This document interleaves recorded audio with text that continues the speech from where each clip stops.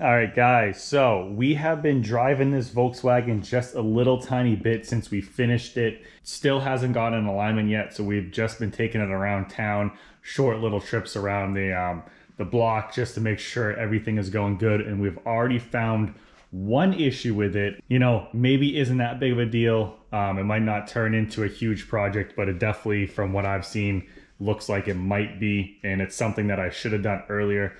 But if we get inside, the issue is the shifter lockout plate does not work. I just shifted it into reverse like that without having to push down or anything. First and second is right there, but you can go into reverse, no big deal. So what I did the other day was I took the shifter out, tried to realign everything, and obviously that didn't work. So I looked down underneath in the tunnel and the bushing is gone.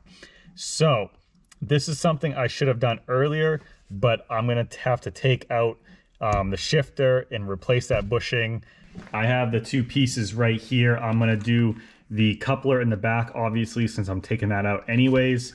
And then I have the bushing that is missing right now in the ring. I'm gonna leave links in the description for you guys to pick these things up if you are looking to do this also. So make sure you check that out. But unfortunately, now that the car is all together, I'm gonna have to take both front seats out. I'm gonna have to take the rear seat out, the bottom of the rear seat, because right in the middle is the access plate for the coupler. Because this is a 1972 Super Beetle, there is no access in the front to take the shift rod linkage out. I guess they closed that up. There's no holes, there's no access panels, there's nothing under the trunk. But from what I have seen, and like I said, I'm not a Volkswagen guy, so I've done a little bit of research on this. There's enough room in the front of the car to unbolt that shift linkage, drag it all the way up, and then you can get to the bushing that's right about right there. I did not know that it was missing or that the shifter didn't work properly until we started driving it around a little bit. It's one of those things that I guess you wouldn't really realize. Maybe I should have looked into it earlier, but like I said, I didn't know. It's not going to be that big of a deal, I don't think. I just got to take the seats out, which the seats come out very easily. The rear seat comes out very easily. It's just going to be messy, and you know, with the door panels on and the carpet down and everything, I just don't want to get anything covered in grease and oil and all that kind of stuff. So that's what I got going on today. After I do this and after it gets in alignment, everything should work very good and be good. So I'm gonna obviously update you guys plenty of times with this car once I get it going on the road. But that is one major thing that I wish I did earlier. If I did that when everything was out of the car, it would have been much easier. So I'm gonna get going on that. I'm gonna show you guys what I'm doing, and we will go for there, and I'll update you later. First step is done. The seats are out of the way. Obviously, the front two seats and the bottom of the back seat, which just lifts up, so that is out. The next thing to do is get this plate off. We have a piece of Dynamat on it, but get this plate off. There's one Phillips screw that is right there.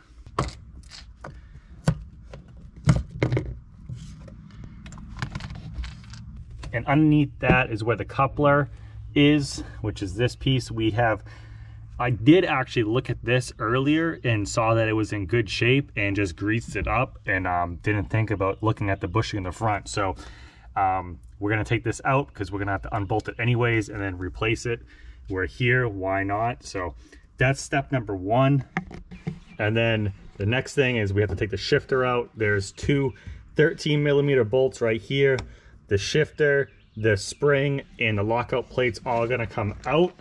So this is the lockout plate. This is the orientation it's supposed to go. The long one is on the side, the passenger side. When you shift into reverse, there's a knob on the shifter that hits this, and you have to push it down to get it to go underneath. What's happening is because the shifter rod is loose because of the bushing is worn out, it's sitting down and can move over all by itself without having to get the shifter pushed down on top of it. So with the bushing where it's supposed to be in the shifter rod, the shifter linkage up in the air a little bit, it won't be able to go over to the right as far as it does right now to be able to shift into reverse. So we can take this out now and put that to the side. And then behind here, I think like right around here is where the bushing is. So I gotta undo the coupling in the back, and then what you have to do is you have to move that shifter linkage all the way forward. Just drag it up through the tunnel so it comes out of that bushing, out of where that bushing mount is, and then you can slide that new bushing in. So we'll see how it goes. This is gonna be the hardest part out of the whole job, and we will see how easy this really is. All right, that was very easy to do. Got that coupler out of the way. I'm gonna show it to you guys on the bench right now. So here are the two. This is the old one, obviously. This must be original. It still says Volkswagen stamped on it, and Volkswagen is stamped on the bushings. The bushings on this are really good shape. So I could reuse this, but we have the new one with the polyurethane bushings. It's supposed to be heavy duty. So I'm just gonna put this in. We might just keep this one just for a spare for whatever reason. But those are the two next to each other. And it's very simple. You just gotta undo the bolt on the side. It's an 8mm. Gotta hold this side so it doesn't spin. And then this comes out. This is another 8, and then it comes right off of the shifter linkage and the transmission. So very easy to take out, and we're gonna put this one in.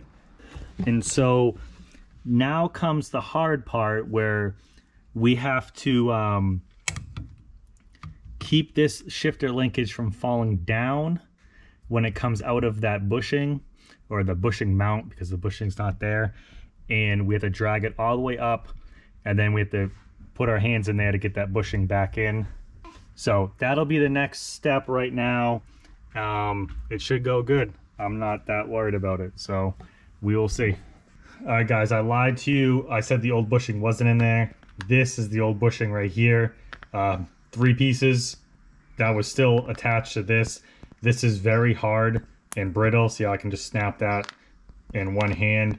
So that's what's left of the old bushing, and this is the new one. This one is a lot more rubbery and flexible. I'm not sure. I haven't read if they've changed the design or if it just gets hard like this over time.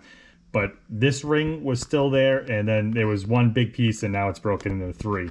So that is all out.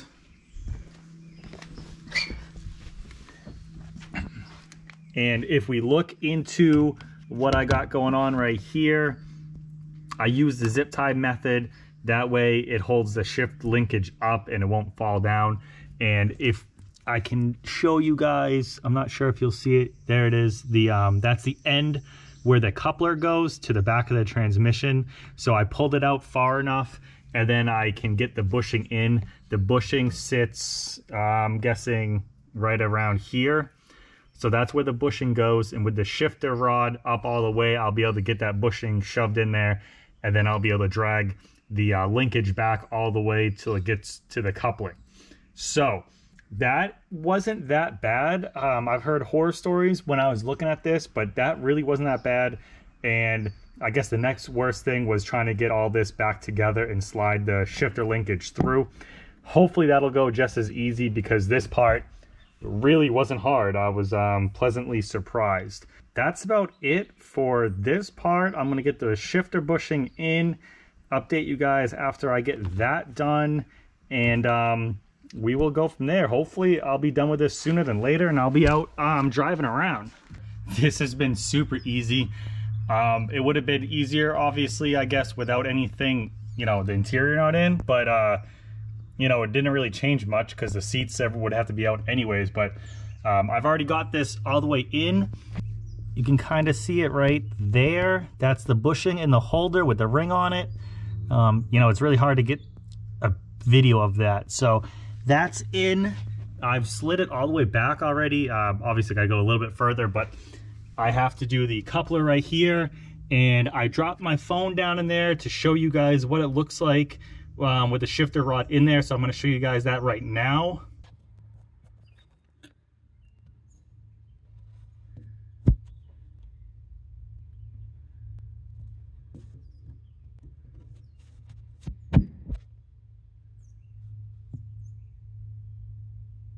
But I have to do the coupler, and then this is going to be all set and installed. So I think I've been working on this for 30 minutes. This was really simple, even though everybody said it was such a pain to do. So if anybody has any questions, let me know. I don't know if just mine was super simple. This is a 72 Super Beetle, but no worries at all with this. Very happy to see that too. I'm not complaining for sure. So let me know if you guys have any questions about how I did any of this, if I haven't shown you in the video good enough. But if you guys are worried about doing this at home, I wouldn't. This seemed like a pretty easy thing. So I'm gonna just get this button up back here, and I'm gonna take this thing for a drive. All right, guys, so I have the coupler in there all tight.